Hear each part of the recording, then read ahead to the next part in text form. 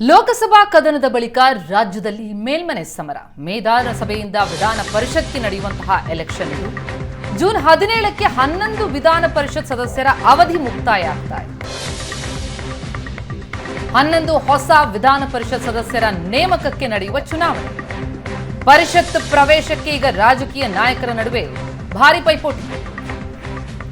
ವಿಧಾನಸಭೆಯಿಂದ ವಿಧಾನ ಪರಿಷತ್ಗೆ ನಡೆಯುವಂತಹ election June ಮೊದಲ ವಾರದಲ್ಲಿ ಚುನಾವಣಾ ವೇಳಾಪಟ್ಟಿ ಪ್ರಕಟ ಆಗುತ್ತೆ. ಸಂಖ್ಯಾಬಲದ ಆಧಾರದಲ್ಲಿ ಕಾಂಗ್ರೆಸ್ಗೆ 7 ಸ್ಥಾನ ಗ್ಯಾರಂಟಿ ಆದರೆ ಬಿಜೆಪಿಗೆ 3 ಸ್ಥಾನ ಹಾಗೂ ಜೆಡಿಎಸ್ಗೆ 1 ಸ್ಥಾನ ಲಭ್ಯ ಇದೆ. ಪರಿಷತ್ ಸ್ಥಾನದಲ್ಲಿ ಕೇಸರಿ ಪಡೆಯಲ್ಲಿ ಆಕಾಂಕ್ಷಿಗಳ ಲಾಬಿ ಬಹಳ ಜೋರಾಗಿ ಸಾಗ್ತಾ ಇದೆ. ಪರಿಷತ್ ಸ್ಥಾನದ ಆಕಾಂಕ್ಷಿಗಳ ಪಟ್ಟಿಯನ್ನು ಗಮನಿಸ್ತಾ ಇದೆ.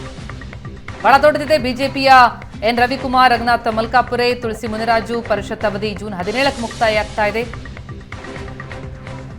ಈ ಬಗ್ಗೆ ಡೀಟೇಲ್ಸ್ ಕೊಡ್ತಾರೆ ನಮ್ಮ ಪ್ರತಿನಿಧಿ ಆನಂದ್ ಬೈದನಮನೆ ಈಗ ಸಂಪರ್ಕದಲ್ಲಿದ್ದಾರೆ. ಆನಂದ್, ವಿಧಾನಸಭೆಯಿಂದ ವಿಧಾನ ಪರಿಷತ್ಗೆ ನಡೆಯುವಂತಹ ಎಲೆಕ್ಷನ್ ಏನಿದೆ ಇದಕ್ಕೆ ಬಿಜೆಪಿ ಪಾಳ್ಯದಲ್ಲಿ ಭಾರಿ ಪೈಪೋಟಿ ಕಂಡು ಬರ್ತಾ ಇದೆ. ಏನು ಅವಕಾಶಗಳು ಯಾರಿಗೆ ಸಿಗುವ ಚಾನ್ಸಸ್ ಇದೆ? ಯಾಕಂದ್ರೆ ನಿವೃತ್ತಿಯಾಗುವ ಸದಸ್ಯರಿಗೆ ಮತ್ತೊಂದು ಚಾನ್ಸಸ್ ಸಿಗೋದಿಲ್ವಾ? ಹಾಗಿದ್ರೆ ಹೊಸ ಮುಖಗಳಿಗೆ ಅವಕಾಶ ಕೊಡಲಾಗುತ್ತಾ? ಹೇಗೆ ಪ್ರತಿಮಾ, ವಿಧಾನಸಭೆಯಿಂದ ವಿಧಾನ ಪರಿಷತ್ ನಡೆಯುವಂತ ಚುನಾವಣೆಯಲ್ಲಿ ಸಹಜವಾಗಿ ಈ ಬಾರಿ ಸಂಖ್ಯಾಬಲದ ಆಧಾರದಲ್ಲಿ ಬಿಜೆಪಿಗೆ ಕೇವಲ 3 ಸ್ಥಾನಗಳು ಸಿಗ್ತಾ ಇದೆ. ಆದರೆ ಆಕಾಂಕ್ಷಿಗಳ ಪಟ್ಟಿ ದೊಡ್ಡ ಮಟ್ಟದಲ್ಲಿದೆ.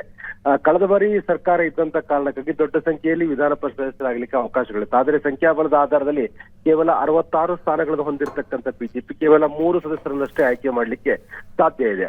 ಆದರೆ ಈ ಬಾರಿ ಬಿಜೆಪಿ ಒಳಗಡೆ ದೊಡ್ಡ ಮಟ್ಟದಲ್ಲಿ ಬೇರೆ ಬೇರೆ ಕಾರಣಕ್ಕಾಗಿ ಆಕಾಂಕ್ಷಿಗಳ ಸಂಖ್ಯೆ ಜೋರಾಗಿರ್ತಕ್ಕಂಥ. ಯಾಕಂತಂದ್ರೆ ಒಂದು ಕಡೆ ಲೋಕಸಭಾ ಚುನಾವಣೆ ಟಿಕೆಟ್ ಬಿಟ್ಟಿರ್ತಕ್ಕಂಥವ್ರು, ಲೋಕಸಭಾ ಚುನಾವಣೆ ಚೆನ್ನಾಗಿ ಕೆಲಸ ಮಾಡಿರ್ತಕ್ಕಂಥವ್ರು ಮತ್ತು ಜಾತಿ ಸಮೀಕರಣದ ಆಧಾರದ ಮೇಲೆ ಅವಕಾಶವನ್ನು ಕೊಡ್ಲೇಬೇಕಾಗಿರ್ತಕ್ಕಂಥದ್ದು.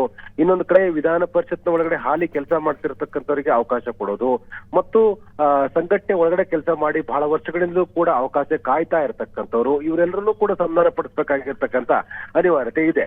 ಇರ್ತಕ್ಕಂಥ 3 ಸ್ಥಾನಗಳ ಪೈಕಿ ಈಗ 3 ಕೆಟಗರಿಯಲ್ಲಿ ಅಂದ್ರೆ 3 ಅವಕಾಶಗಳೊಂದಿಗೆ 3 ಜನರಿಗೆ ಅವಕಾಶ ಕೊಡಬೇಕು ಅನ್ನುವ ನಿರ್ಧಾರವನ್ನ ಈಗಾಗಲೇ ಬಿಜೆಪಿ ತೆಗೆದುಕೊಳ್ತಾ ಇದೆ ಅನ್ನುವಂತ ಮಾಹಿತಿಗಳು ಕೂಡ ಇದೆ. ಅದರಲ್ಲೂ ಮುಖ್ಯವಾಗಿ ಸಂಘಟನೆಯಲ್ಲಿ ಬಹಳ ವರ್ಷಗಳಿಂದ ಕೆಲಸ ಮಾಡಿರ್ತಕ್ಕಂಥವ್ರು, ಅಂದ್ರೆ ಬಿಜೆಪಿಯ ಸಂಘಟನೆಯಲ್ಲಿ ಬೇರೆ ಬೇರೆ ಹುದ್ದೆಗಳ ಕೆಲಸ ಮಾಡಿರ್ತಕ್ಕಂಥವ್ರಿಗೆ ಅವಕಾಶ ಕೊಡ್ತಕ್ಕಂಥದ್ದು.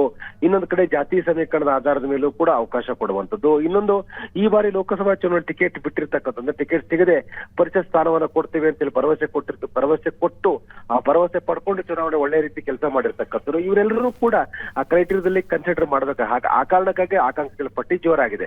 ಇನ್ನೊಂದು ಕಡೆ ಹಾಲಿ ಸದಸ್ಯರಾಗಿದ್ದು ಈಗ ನಿವೃತ್ತಿ ಆಗ್ತಾ ಇರ್ತಕ್ಕಂಥ ತುಳಸಿ ಮುನಿರಾಜುಗೌಡ, ರವಿಕುಮಾರ್ ಇವರು ಸಚೇತಕರ ಕೆಲಸ ಮಾಡ್ತಾ ಇದ್ದಾರೆ. ಅವರು ವಿರೋಧ ಪಕ್ಷದ ಮುಖ್ಯ ಸಚೇತಕರ ಕೆಲಸ ಮಾಡ್ತಾ ಇರುವ ಕಾರಣಕ್ಕೆ ಅವ್ರಿಗೆ ಅವಕಾಶ ಕೊಡಬೇಕೆ, ಅಥವಾ ಈಶ್ವರಪ್ಪನವರು ಪಾರ್ಟಿನ ದೂರ ಇರುವ ಕಾರಣಕ್ಕಾಗಿ ಕುರುಬ ಸಮುದಾಯದ ಮಲ್ಕಾಪುರ ಅವಕಾಶ ಕೊಡಬೇಕೆ?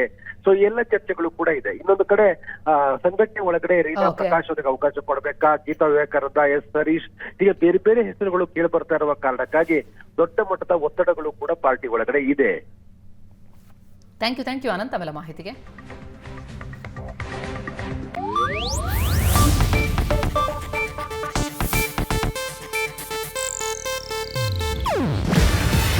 ಇದು ಏಷ್ಯಾನೆಟ್ ನ್ಯೂಸ್ ನೆಟ್ವರ್ಕ್ ಪ್ರಸ್ತುತಿ. ನೀವು ನೋಡ್ತಿದ್ದೀರಾ ಏಷ್ಯಾನೆಟ್ ಸುವರ್ಣ ನ್ಯೂಸ್.